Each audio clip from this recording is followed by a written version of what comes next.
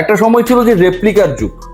প্রথম প্রথম যখন স্মার্টফোন এলো তখন একই রকম, সেটা সনি হোক, সেটা স্যামসাং হোক, সেটা আইফোন হোক না কেন, কিছু কিছু মার্কেট রয়েছে না, মাল্টিপ্লান সেন্টার কিংবা মোতালি প্লাজা, আপনি সেম রেপ্লিকা পাবেন, অর্ধেকেরও কম দামে পাবেন, দেখতে নতুনটা মানে অরিজিনালটার থেকেও বেশি চকচকে। অনুসরণ করার ক্ষেত্রে বাংলাদেশ ক্রিকেট দল আফগানিস্তানকে করতে পারুক আর না পারুক ফলো মিল রেখেছে। 293 করেছে যেই দলটা 294 টার্গেট দিয়েছে টাইগারদের, সেই দলের বিপক্ষে বাংলাদেশ 294 করতে না পারলেও কিংবা তাদের সমান 293 স্বপ্ন দেখতে না পারলেও 93 রান করেছে, 93 মিল রেখেছে।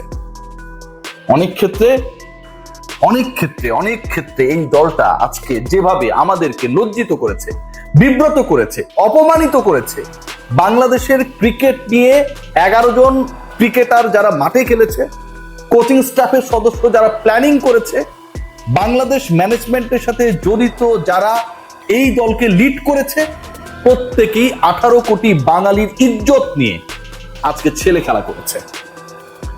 একটা দল আগের ম্যাচে 100 আউট হয়ে গেছে, সেই দলটা আজকে 100 করতে পারে নাই। বাংলাদেশ 50 ওভার ক্রিকেটে 30 ওভার খেলতে পারে না। বাংলাদেশি ব্যাটিং লাইন আপে 11 জন ব্যাট করতে নেমেছে, একজন ছাড়া কেউ ডাবল ডিজিটে যেতে পারে নাই। রানগুলো কত জানেন? শুনুন।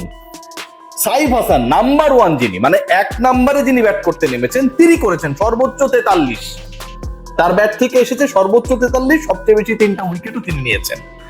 আর সেকেন্ড হাইয়েস্ট রান যে আসছে সেটা এসছে আমাদের 10 নম্বর ব্যাটার হাসান মাহমুদের ব্যাট থেকে 9। বাদ বাকি যারা রয়েছেন কেউ করেছেন 7, 3, 7, 6, 0, 2, 4, 5, 9, 2 এক্সট্রা হচ্ছে 5। বাংলাদেশ দলের নতজানু পারফরমেন্স, পরের ওয়ার্ল্ড কাপে বাংলাদেশ সরাসরি খেলতে পারবে কি পারবে না, এই নিয়ে যখন সব জায়গায় আলোচনা, এই জায়গায় যখন ডিসকাশনস, বাংলাদেশ ক্রিকেট বোর্ড গতকাল একটা মিডিয়া রিলিজ দিয়েছে সবাইকে টেনশন মুক্ত করার জন্য, ভার মুক্ত করার জন্য। ক্রিকেট বোর্ডের মিডিয়া উইং এর দারুণ কর্মকাণ্ড আমি বলতে পারি।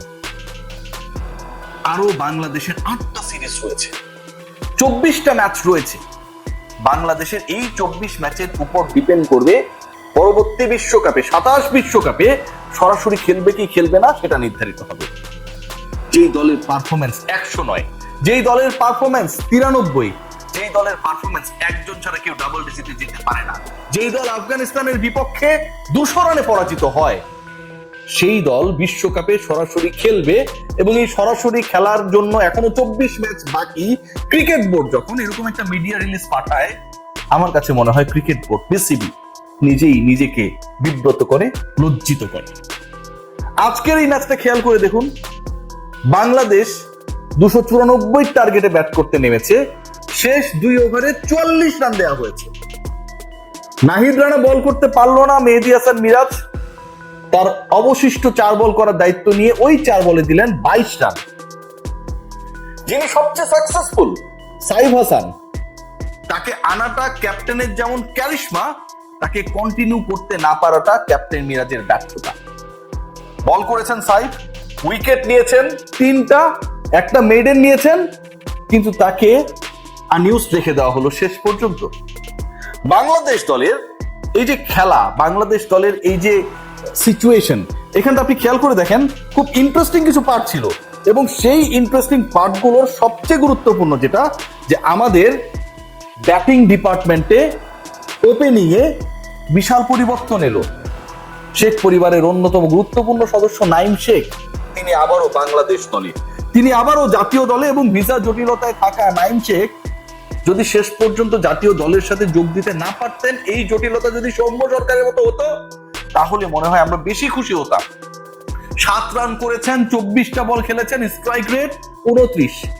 নাজমুল হোসেন শান্ত, ভাবছিলাম যে তিনি অশান্ত এক ব্যাটিং করবেন। বাংলাদেশ 293, টপকে 94 করে ফেলবে। আগের 2 ম্যাচে ব্যর্থ শান্ত এই ম্যাচে করলেন 3 রান। এবং এই 3 রান করতে গিয়ে তিনি নাইমের সাথে অসাধারণ একটা প্রতিদ্বন্দ্বিতায় মেতে উঠলেন। নাইম শেখ করেছেন 7 রান 24 বল খেলে 29 স্ট্রাইক রেটে। নাজমুল হোসেন শান্ত 3 রান করলেন 16 বল খেলে 18 স্ট্রাইক রেটে। বেহাল দশা এখানে শেষ না। রাশিদ খান তার 3 উইকেটের 3টাই রং ওয়ানে নিলেন। বাংলাদেশের ব্যাটিং কোচ রয়েছেন যিনি তার ক্যারিয়ারে ছিলেন একসময় পেস বোলার। মাস্টার ক্লাস, সেই মাস্টার ক্লাস মাঠে গিয়ে অ্যাপ্লাই করতে পারেন না ক্রিকেটাররা। রাশিদ খান তার ক্যারিয়ারের প্রথম বলেই তাওহিদ হৃদয়কে ফেরালেন রং ওয়ান। রাশিদ খান সাইফকে ফেরালেন রং ওয়ান। রাশিদ খান যখন উইকেট নিচ্ছেন একটার পর একটা, তখন যেন অপর প্রান্তে বিল্লাল সামির নির্বিষ পেস বাংলাদেশি ব্যাটারদের কাছে শোয়েব আখতারের এক একটা গোলায় পরিণত হলো। একজন ব্যাটারও দাঁড়াতে তো পারলেন না, শুধু 70 রানের মধ্যেই, দলীয় রান যখন 70, 4 বলের ব্যবধানে 3 উইকেট গেল। রান আউট হবার জন্য শামীম হোসেন পাটোয়ারির ছটপটানি, দ্রুত যেতে হবে, রান আউট হয়ে গেলেন একই রানে, ওই 70-এর মধ্যেই মেহেদী হাসান মিরাজ তার উইকেট বিলিয়ে এলেন, ওই 70-এর মধ্যেই সাইফ হাসান নেই। 4 বলের মধ্যে 3টা উইকেট নেই। বাংলাদেশ দল আরো একবার ডিবাকেলে পড়ে গেল।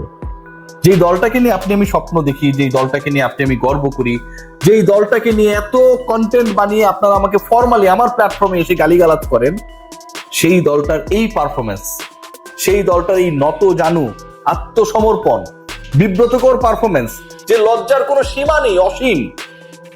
200 রানে ওয়ানডেতে একটা দল পরাজিত হয়। বাংলাদেশকে যদি আজকে 3 বার ব্যাট করতে পাঠাতো আফগানরা, আমার কাছে মনে হয় তারপরও সেই রানটা টপকাতে পারত না। 11 ব্যাটারের একজন ছাড়া বাকি 10 জন কেউ ডাবল ডিজিটে যেতে পারলো না রে ভাই।